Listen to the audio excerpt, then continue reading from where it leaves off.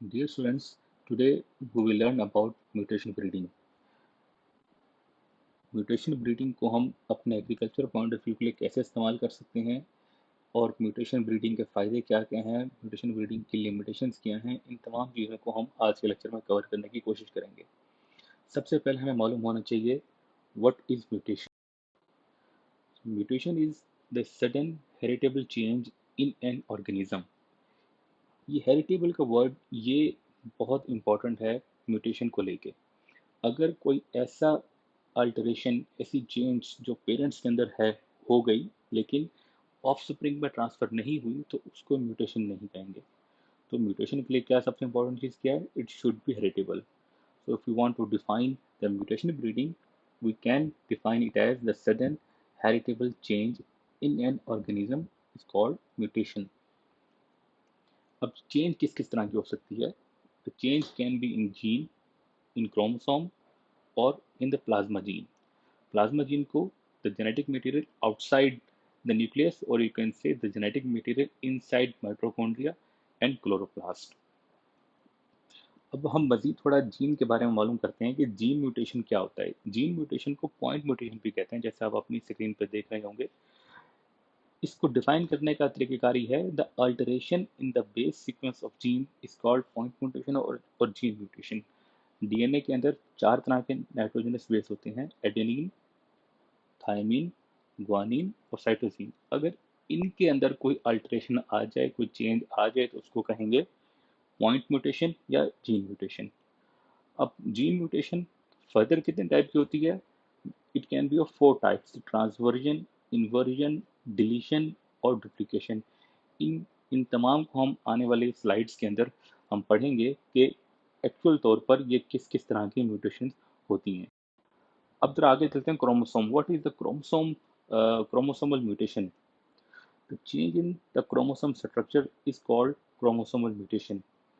It can be again inversion type chromosomal mutation, translocation, or change in the chromosome number, just like deletion or duplication. And and for the main point is that the most of the mutation are lethal to organism. अक्सर ऐसा होता है कि अगर कोई mutation किसी भी organism के अंदर हो जाए तो वो म्यूटेशन नेगेटिव इफेक्ट भी काज कर सकती है, लेकिन इसका कतन का मतलब नहीं है कि ये हमेशा ही नेगेटिव इफेक्ट्स काज करेगी। म्यूटेशन कभी कभी पॉजिटिव इफेक्ट्स भी काज कर देती है और उन्हीं पॉजिटिव इफेक्ट्स को लेके हम इसको म्यूटेशन ब्रीडिंग की तरफ लेके जाते हैं। अब जरा समझने की कोशिश करते हैं कि डिलीशन टाइप ऑफ म्यूटेशन किस तरह की होती है। आप अपने स्क्रीन के ऊपर देख रहे होंगे कि ये क्रोमोसोम है जिसके ऊपर ABCDEFGH लिखा हुआ है। ये जीन्स को जाहिर कर रहा है। अब अगर डिलीशन टाइप ऑफ म्यूटेशन हो तो वो किस तरह की होगी? हम फर्ज कर लेते हैं कि ये दो जीन एफ और जी ये सम हाउ डिलीट हो गए क्रोमोसोम के ऊपर से। अब जब ये डिलीट हो जाएंगे क्रोमोसोम के ऊपर से तो हमारा क्रोमोसोम कुछ इस तरह का दिखेगा। इसमें आपने देखा एफ और जी क्रोमोसोम के ऊपर से जो जीन्स है वो डिलीट हो गए। तो ये है डिलीशन टाइप ऑफ म्यूटेशन। अगर हमने डुप्लीकेशन टाइप ऑफ म्यूटेशन देखें, उसी तरह हमारे पास क्रोमोसोम के ऊपर ABCDEFGH जीन्स हमने कोडिंग कर दी। जीन्स समझने के लिए कोड हमने बनाया और क्रोमोसोम के ऊपर जाहिर कर दिया। अब जब डुप्लीकेशन हो तो किस तरह का होगा? अगेन हम फर्ज कर लेते हैं ये एफ और जी ये डुप्लीकेट हो गए हैं। जब ये डुप्लीकेट हो जाएंगे तो उसके नतीजे में क्रोमोसोम कुछ इस तरह का दिखेगा आपको, कि जिसमें ये एफ जी रिपीट हो गया, जिसकी वजह से क्रोमोसोम का स्ट्रक्चर चेंज हो गया। क्रोमोसोम का structure slightly bigger than the previous one. अगर आप डिलीशन में देखो उसमें क्या हुआ था, इसके अंदर भी क्रोमोसोम का स्ट्रक्चर चेंज हुआ था। क्रोमोसोम की लेंथ एक आर्म की शॉर्ट हो गई थी, लेकिन डुप्लीकेशन के अंदर एक आर्म की लेंथ बड़ी हो गई है। तो ये एक बेसिक फर्क हो गया डिलीशन और डुप्लीकेशन का। आगे हम समझने की कोशिश करते हैं what are inversion type of mutation. Inversion में क्या होगा? अगेन ये क्रोमोसोम्स के ऊपर जीन्स आप लोग देख रहे हैं इधर। ये जो दो जीन थे एफ और जी ये अपनी जगह को रिप्लेस कर लेंगे। रिप्लेस किस तरह कर लेंगे? जिसके नतीजे में क्रोमोसोम का साइज चेंज नहीं होगा, सिर्फ और सिर्फ जैसा आप लोग यहाँ देख रहे हैं कि सिर्फ एफ की जगह जी आ गया और जी की जगह एफ चला गया। इस तरह की अगर म्यूटेशन हो तो उसको कहेंगे इन्वर्जन टाइप ऑफ म्यूटेशन। अब हम बात करते हैं ट्रांसलोकेशन टाइप ऑफ म्यूटेशन। अभी तक आपने सिंपल एक क्रोमोसोम्स के बारे में हमने पढ़ा, डिलीशन, डुप्लीकेशन, इन्वर्जन। लेकिन अगर हम ट्रांसलेशन के बारे में बात करें, ट्रांसलोकेशन के बारे में, तो इसके अंदर होता है होमोलोगस क्रोमोसोम्स के अंदर जीन्स अपने आप को अपनी पोजीशन रिप्लेस करते हैं। वो कैसे, हम यहाँ देख लेते हैं कि एक क्रोमोसोम ये है जिसके ऊपर जीन्स की तादाद A B C D E F G H है, और एक और उसका होमोलोगस क्रोमोसोम है, उसके ऊपर दूसरे जीन्स हैं जिनको समझने के लिए हमने लिखा 1 2 3 4 5 6 7 8। अब अगर ट्रांसलोकेशन टाइप ऑफ म्यूटेशन हो तो वो किस तरह की होगी? वो ऐसा होगा कि हम फर्ज कर लेते हैं ये दो जीन्स ई और एफ, ये ट्रांसलोकेट होके एक क्रोमोसोम से दूसरे क्रोमोसोम पर चले गए, तो वो म्यूटेशन के बाद किस तरह के दिखेंगे हमें? यहाँ से तो एक क्रोमोसोम के ऊपर से ई और एफ बिल्कुल खत्म हो गए, लेकिन ये जब दूसरे क्रोमोसोम के ऊपर जाएंगे तो उसका ये पार्ट बन जाएंगे। ई और एफ यहाँ ऐड हो गए, आगे 5 6 7 8। इसके नतीजे में भी आप लोगों ने ये देखा कि इसकी क्रोमोसोम की स्ट्रक्चर चेंज हुआ और इसकी लेंथ बड़ी हो गई। दूसरी इंपॉर्टेंट चीज़ कि लाजमी नहीं है कि अगर ये यहाँ ई और एफ यहाँ से रिप्लेस हो रहे हैं और इस क्रोमोसोम में यहाँ पर जा रहे हैं, हमेशा ई और एफ यहाँ पर नहीं आ सकता। कि दे ई दिस ई और F they can be either placed here here और एट द वेरी एंड। तो ट्रांसलोकेशन में समझने के लिए क्या चीज़ ज़रूरी है कि एक क्रोमोसोम से जीन्स ट्रांसलोकेट होकर दूसरे होमोलोगस क्रोमोसोम के ऊपर जाएंगे और वो कहीं पर भी फिट इन हो सकते हैं जहां उनको सुटेबल जगह मिले। तो इस तरह की म्यूटेशन को कहते हैं ट्रांसलोकेशन म्यूटेशन। एक और टाइप की म्यूटेशन होती है जिसको कहते हैं रेसिप्रोकल ट्रांसलोकेशन म्यूटेशन। उसके अंदर क्या हो, हम मजीद देखते हैं ये A B C D E F G H और 1 2 3 4 5 6 7 8 ये क्रोमोसोम्स के दो क्रोमोसोम हैं, होमोलोगस क्रोमोसोम, और उनके सामने आप लोगों ने जीन्स की तरतीब देख ली है। अब रेसिप्रोकल ट्रांसलोकेशन किस तरह की होगी? रेसिप्रोकल ट्रांसलोकेशन होगी, हम फर्ज करते हैं ई और एफ मजीद अपनी जगह तब्दील करें और कुछ इस तरह का आपको स्ट्रक्चर देखने को मिलेगा कि ई और एफ ने 5 और 6 की आपस में जगह तब्दील कर ली, रिप्लेस कर लिया। इसके नतीजे में क्या होगा कि क्रोमोसोम का स्ट्रक्चर तो सेम रहेगा, लेकिन अंदर जो है जीन्स की तरतीब वो शफल हो जाएगी, वो चेंज हो जाएगी। तो इस तरह की म्यूटेशन को कहते हैं रेसिप्रोकल ट्रांसलोकेशन म्यूटेशन। अब हम बात करते हैं types of mutation. In general there can be अब माइक्रो म्यूटेशन और माइक्रो म्यूटेशन। माइक्रो म्यूटेशन को अगर हम बात करें, it shows the large effect phenotypic effects. इनको बज़ाहिर नेक्ड आई से देखना आसान होता है इस तरह की म्यूटेशन को, और ये अमूमन होती है ओलिगोजेनिक म्यूटेशन। ओलिगोजेनिक वो जीन्स होते हैं जिनको जो एक पैरामीटर को कंट्रोल कर रहे होते हैं, और इस तरह की म्यूटेशन जो होती है ये M2 मतलब सेकंड म्यूटेशन जनरेशन के अंदर आप इसको इजीली ऑब्जर्व कर सकते हैं, क्योंकि ये एक लार्ज फिनोटाइपिक इफेक्ट होता है और आपको ज़ाहिर आंख से हम इसको देख सकते हैं। दूसरी तरह की म्यूटेशन होती है माइक्रो म्यूटेशन। ये म्यूटेशन क्या करती है, it shows a small phenotypic effect, जिसको बज़ाहिर ह्यूमन आई से आप इसको नहीं देख पाते, क्योंकि ये स्मॉल इफेक्ट में होती है। तो आपको a bulk of you can say a bulk of plant should be needed, उसके अंदर फिर आप लोग इस तरह की म्यूटेशन को बगौर देख सकते हैं। अगर एक प्लांट के अंदर म्यूटेशन हो जाए, माइक्रो म्यूटेशन, तो आप उसको बज़ाहिर आँख से नहीं देख पाएंगे। अगर आपके पास 100 तरह के प्लांट्स लगे हुए हैं और वो 100 तरह के प्लांट्स आप में उसमें से 75 के अंदर आपको कोई म्यूटेशन नज़र आती है थोड़ी थोड़ी, तो वो इफेक्ट आप इजली देख पाएंगे, और बाकी 25 प्लांट्स के अंदर आपने म्यूटेशन आपको नज़र नहीं आ रही होगी, तो वो डिफरेंट टाइप के दिख रहे होंगे। तो माइक्रो म्यूटेशन के अंदर ज़रूरी है कि अगर आपके पास बल्क अमाउंट ऑफ प्लांट्स हों, उसी के अंदर आप म्यूटेशन को इजीली देख सकते हैं। और they can occur in polygenic. Polygenic वो जीन्स होते हैं जिनको जो एक से ज़्यादा पैरामीटर्स को गवर्न कर रहे होते हैं। माइक्रो म्यूटेशन जैसे कि हमने कहा कि सेकंड जनरेशन में इसको आपके लिए देखना नामुमकिन होगा, क्योंकि ये बहुत ही माइन्यूट से म्यूटेशन होती है। इसके लिए आपको प्यूरिफाई करना पड़ेगा अपनी जनरेशन को। तो अमूमन M3 या आने वाली जनरेशन के अंदर आप इस तरह की म्यूटेशन को बगौर देख सकते हैं। फर्दर बात करें म्यूटेशन म्यूटेशन की, अगर हम on the basis of direction अब बात करें, mutation can be forward mutation और ऑन द और रिवर्स म्यूटेशन।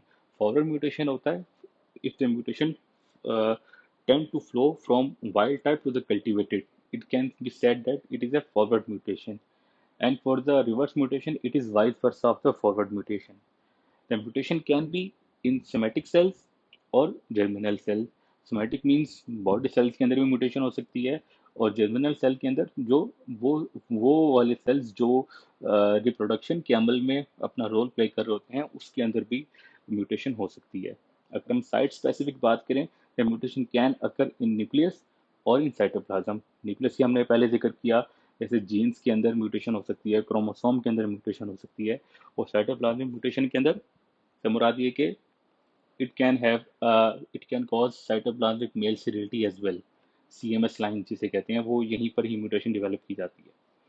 करेक्टर अभी हमने पिछली स्लाइड में जिक्र किया, मॉर्फोलॉजिकल टाइप ऑफ म्यूटेशन, जो बज़ाहिर आंख से आप देख सकें कि आपने किसी जीन को म्यूटेट किया या किसी टिश्यू को म्यूटेट किया, म्यूटेशन के बाद उसकी दो तरह के प्लांट जनरेट हो गए। म्यूटेंट प्लांट की हाइट बहुत छोटी हो गई और जो नॉर्मल प्लांट थे उनकी हाइट बहुत बड़ी हो गई।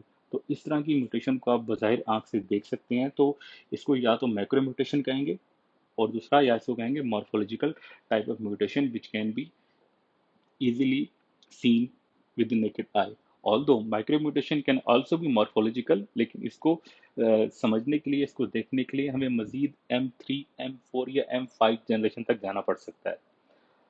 एक और म्यूटेशन को हम कह सकते हैं biochemical type of mutation.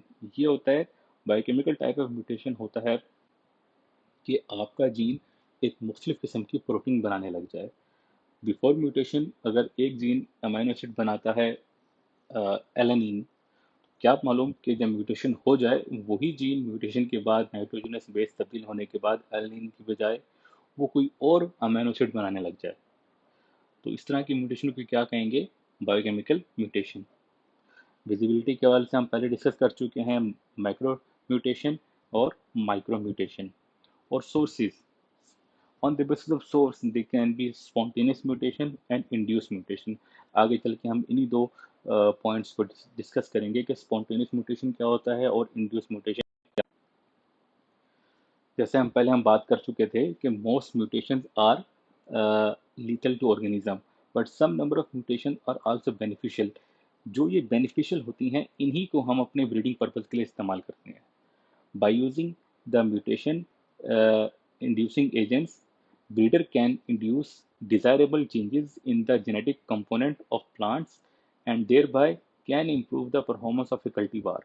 Breeder इस तरह की जो ऑप्शंस हैं उनको यूटिलाइज करते हुए किसी भी क्रॉप की परफॉर्मेंस को बेहतर बना सकता है। अब म्यूटेशन काजिंग एजेंट्स कौन कौन से होते हैं? वो दो तरह के होते हैं। एक होते हैं फिजिकल म्यूटेजन, जिनके अंदर रेडिएशन, एक्सरेज, गैमा रेज या यूवी रेज का इस्तेमाल किया जाता है, जिसके ज़रिए हम इन तमाम सोर्सेज को यूज़ करते हुए किसी भी प्लांट के अंदर कोई भी चेंज ला सकते हैं। Second, chemical mutagen. ये भी म्यूटेजन अवेलेबल होते हैं जिसकी वजह से हम अपने क्रॉप के अंदर या किसी भी कल्टीवेटेड प्लांट के अंदर कोई चेंजेस ला सकते हैं। वो केमिकल म्यूटेशन कौन कौन से होते हैं जो रेडिली अवेलेबल हैं? मस्टर्ड गैस, EMS जिसको कहते हैं ethyl methane sulfonate, 5 bromo uracil और सोडियम एजाइड। तो बेसिकली दो तरह के केमिकल्स हो गए, दो तरह के म्यूटेशन काजिंग एजेंट्स हो गए। एक हो गया फिजिकल म्यूटेशन, अदर है केमिकल म्यूटेशन। तो ये दोनों तरह के म्यूटेशन काजिंग एजेंट्स इस्तेमाल कर सकते हैं टू डेवलप और to improve the performance of a cultivar. अब हम बात करते हैं what is mutation breeding. Mutation breeding क्या होता है? The utilization of induce mutation in crop improvement is called mutation breeding. तो जहन में हमारे यहाँ सवाल आना चाहिए, how mutation breeding is different from conventional breeding. Conventional breeding की अगर हम बात करें, कन्वेंशनल ब्रीडिंग क्या होता है? It is a cross breeding from parents to offspring. आपने दो पेरेंट्स को क्रॉस कराया, क्रॉस कराने के बाद ऑफस्प्रिंग जनरेट हुआ, इस तरह की ब्रीडिंग को कहते हैं कन्वेंशनल ब्रीडिंग। लेकिन म्यूटेशन ब्रीडिंग क्या होता है? म्यूटेशन ब्रीडिंग होता है, it is a selfing of mutant to attain stable expression. जब आपने किसी भी प्लांट के अंदर कोई म्यूटेशन कॉज की, तो M1 जनरेशन के अंदर वो म्यूटेशन अपने आप को फुल तौर पर एक्सप्रेस नहीं करेगी। इसके लिए आपको M2, M3, M4 या M5, 6 तक जाना पड़ेगा, ताकि उस म्यूटेशन का एक्सप्रेशन जो हो जाए वो स्टेबल हो जाए। और जब वो स्टेबल हो जाएगा तो तब जाके आपको mutation in clear cut manner नजर आ सकेगी। तो म्यूटेशन के अंदर हम क्या करते हैं? Selfing of mutants to attain stable expression until F3, until M4, M5, M6 और even M7।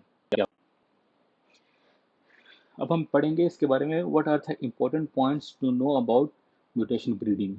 The first one is the selection of cultivar for mutation breeding।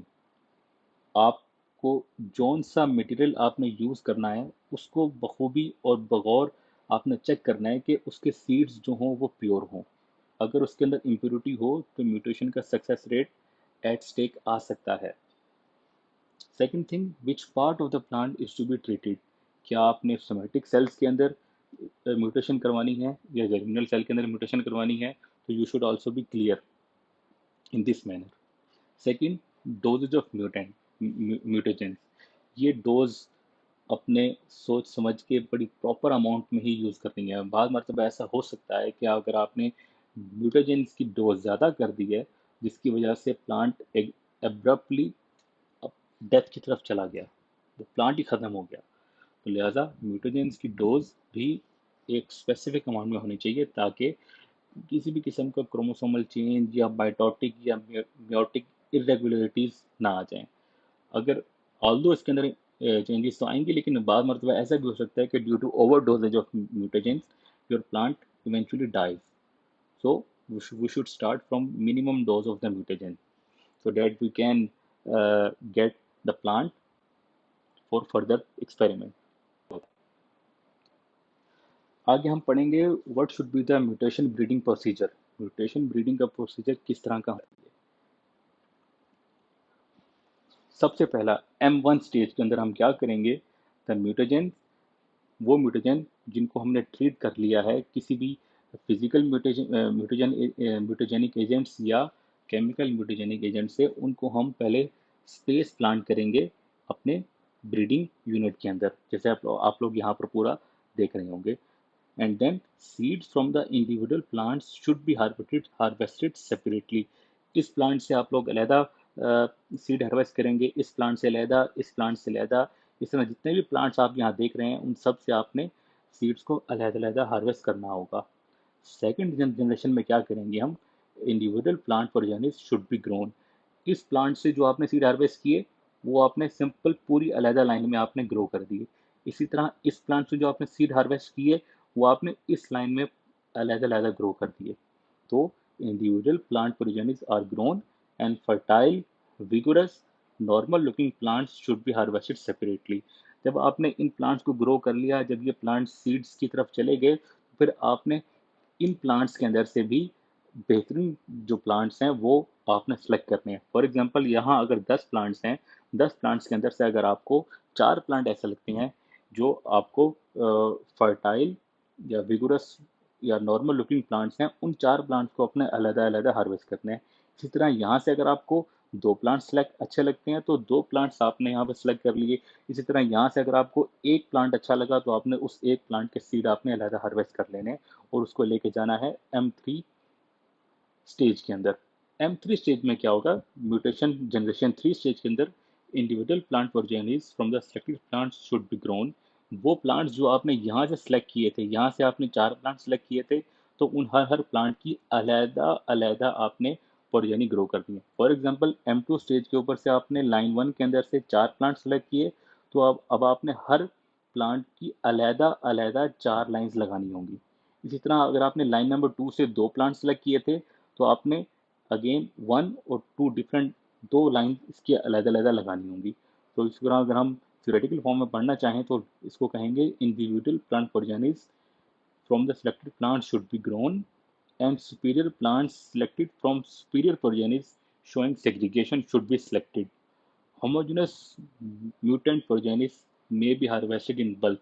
यहाँ पर क्या होगा, अब आपके पास प्योरिटी के आने के चांसेस ज़्यादा हो जाएंगे। अब आप इनको इन बल्क अमाउंट में हार्वेस्ट कर सकते हैं, लेकिन फिर भी जो बेस्ट प्रैक्टिस हो, आपने इस स्टेज के अंदर भी अगर आप अलहदा अलहदा प्लांट को हार्वेस्ट करें और उसके सीड अलहदा अलहदा ग्रो करें तो वो ज़्यादा बेहतर होगा।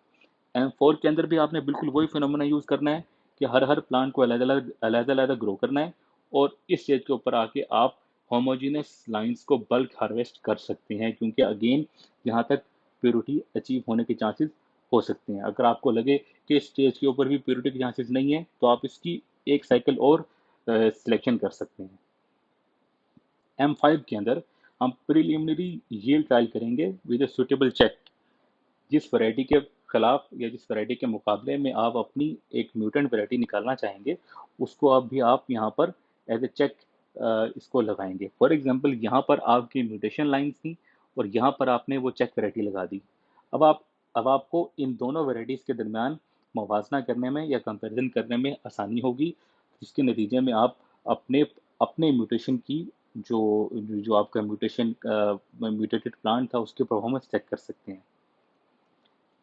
M6 और M8 के अंदर अब आपने सुपीरियर लाइन सेलेक्ट कर ली, फिर उसको आप मल्टी लोकेशन फील्ड ट्रायल के अंदर लगाएंगे। एक लोकेशन आप एक ज्योग्राफिक रीजन में लगा सकते हैं, किसी दूसरे ज्योग्राफिक रीजन में आप दूसरी ट्रायल लगा सकते हैं।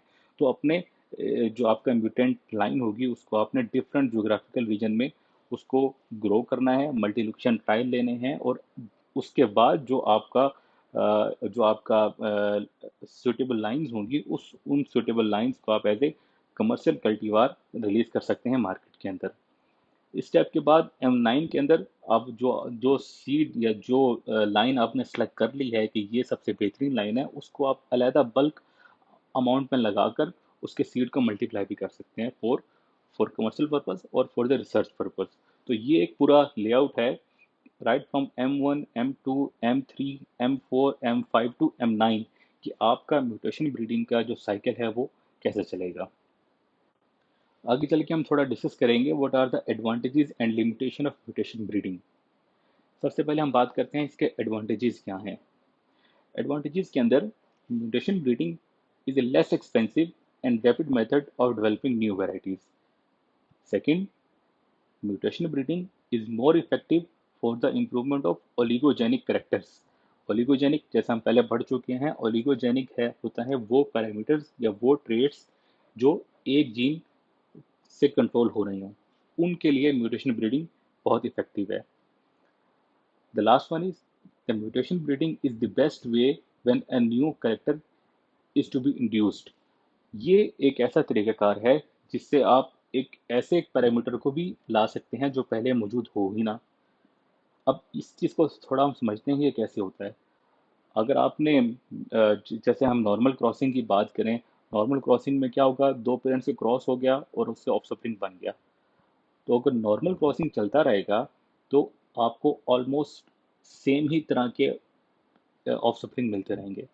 लेकिन अगर हम चाहते हैं कि हम उन ऑफस्प्रिंग्स का जेनेटिक मेकअप चेंज कर दें या उन पेरेंट्स का जेनेटिक मेकअप चेंज कर दें जिसके नतीजे में आपको कोई नया इंडिविजुअल मिल जाए, तो mutation breeding is the best possible way to create those variation which are not available in the previous generation. आप नाइट्रोजनस बेस की पोजीशन चेंज कर सकते हैं, आप नाइट्रोजनस बेस को नॉक डाउन कर सकते हैं, उसके बाद चेंज देख सकते हैं कि इंडिविजुअल प्लांट के अंदर क्या चेंज आ रहा है। जैसे आजकल के दौर में जीनोम एडिटिंग भी एक टूल आ चुका है जिससे आप अपनी मर्जी का जीन सीक्वेंस रिमूव कर सकते हैं और अपना एक नया इंडिविजुअल प्लांट देख सकते हैं। फॉर एग्जांपल, अगर एक प्लांट है जिसके अंदर जीन की तरतीब A, T, G और C है और उस प्लांट की यील्ड आ रही है फॉर एग्जांपल 1 किलोग्राम पर प्लांट, अगर आपने इसकी तरतीब को चेंज कर दी, A, T, G, C की बजाय आपने कर दिया G, C, A, T, तो उसके बाद अगर प्लांट की पैदावार 1 किलो की बजाय 1.5 किलो हो गई या 1.5 किलोग्राम हो गया, तो यह म्यूटेशन क्या हो सकता है, पॉजिटिव म्यूटेशन हो सकता है। अगर हम लिमिटेशन को देखें, this process is generally random and unpredictable. Most of the time mutation ऐसा होता है कि लीथल होती है, नेगेटिव इफेक्ट्स आ सकते हैं, अनप्रेडिक्टेबल होती है। तो ये एक हमें मालूम होना चाहिए, ये इसकी एक लिमिटेशन हो सकती है। The second is mutants can have strong negative effects. The third one, health risk handling chemical mutagen radiation and fast neutron treatments. Health risks will always be there क्योंकि ये हम X rays, gamma rays, UV rays इनसे deal कर रहे होते हैं, तो इससे हेल्थ रिस्क का भी आंसर आ सकता है। तो लिहाजा इन चीज़ों को हमने मद्देनजर रखना चाहिए कि जब भी हम म्यूटेशन ब्रीडिंग से को डील कर रहे हों तो अपनी हेल्थ को मद्देनजर रखते हुए एहतियाती तदाबीर अपनाएं। Crop varieties release in Pakistan by mutation breeding. अब तक पाकिस्तान में बहुत सी वैरायटीज डेवलप हो चुकी हैं by using mutation breeding, and some of the promising are mung bean, rice, cotton and chickpea. Chickpea के अंदर सबसे ज़्यादा पाकिस्तान ने ऑलमोस्ट 35 वैरायटीज डेवलप की हैं बाय म्यूटेशन ब्रीडिंग। तो आई होप ये जो लेक्चर है म्यूटेशन ब्रीडिंग के बारे में आपको समझ लग गया होगा। इसके बारे में अगर कोई क्वेश्चन हो तो आप you are free to ask any question. Thank you. Spontaneous mutation. Spontaneous mutation occur in, you can say it is a natural type of mutation. It occurs without any treatment. Naturally तौर पर अगर किसी plant के अंदर mutation हो जाए उसको कहते हैं स्पॉन्टेनियस म्यूटेशन, और इसका जो अक्रेंस रेट है वो 1 in million है। इसके इसके अकरेंस के चांसेस बहुत कम हैं। अगर इसके बरक्स हम इंड्यूस म्यूटेशन को देखें, induce mutation is artificial type of mutation, it is basically generated by our own will. इस तरह की म्यूटेशन को कहते हैं induce mutation. And certain genes can also promote the mutation of other genes as well. जैसे कि एक reportedly report हो चुका है जीन बीटी जीन्स इन मेज, बिकॉज इन मेज this can increase the mutation rate of other gene। तो induce mutation क्या होता है? वो म्यूटेशन जो खुद से जनरेट की जाए, इंड्यूस म्यूटेशन।